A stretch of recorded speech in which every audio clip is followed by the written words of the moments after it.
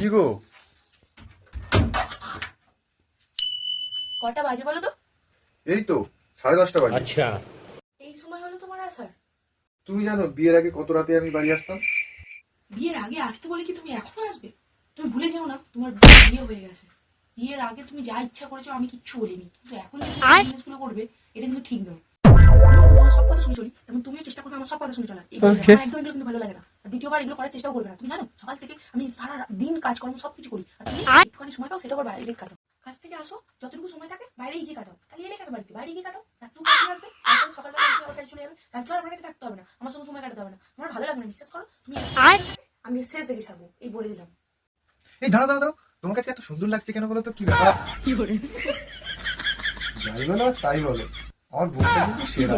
তো একটা ছবি তুলি, ভালো করে একটা ছবি তুলি, একটু স্মাইল করো। সত্যি?